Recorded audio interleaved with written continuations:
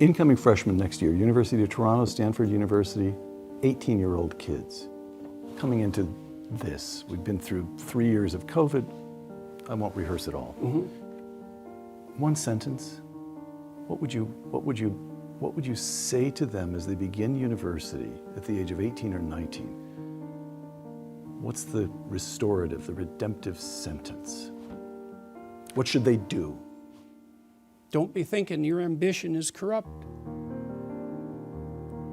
You know, because that's part of the message now. Human beings, we're a cancer on the planet. We're headed for an environmental apocalypse. The entire historical structure is nothing but atrocity, etc., etc. Anyone with any ethical aim whatsoever is just going to pull back. You don't want to manifest any ambition, support the patriarchal structure, exploit the environment. You've got to crush yourself down. You shouldn't even have any children. It's like, no. There's no excuse for that. There's zero excuse for that. I saw a professor at an event, something like this. He came out and trumpeted this bloody, environmentally friendly house he built. And, you know, fair enough, man. It was a pretty interesting house, but not everybody had the $4 million that it took him to build it. And I'm not criticizing his money even. It's like, he's had some money. Good for him. He built a house. Okay. But then to trumpet that as a moral virtue, well, you're pushing it there. And then he came out to all the kids and he said, you know, my wife and I decided that we were only going to have one child. And I think that's one of the most ethical things we could have possibly done. And I would strongly encourage you to do the same.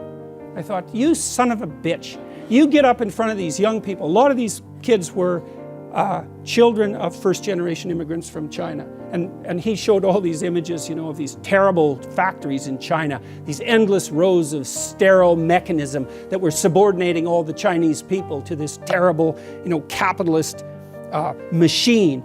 And I thought, you don't understand. Half the audience is looking at those factories and thinking, that's a hell of a lot better than struggling through the mud under Mao, buddy. And so, I don't know where he thought he was, but to come out in front of all those kids and basically tell them that the whole human enterprise is so goddamn corrupt that the best thing they could possibly do is limit their multiplication, and to think of himself as a scholar and an educator was just, I did say something, by the way. It was rather uncomfortable, and he stomped off the stage. But that's no message for young people.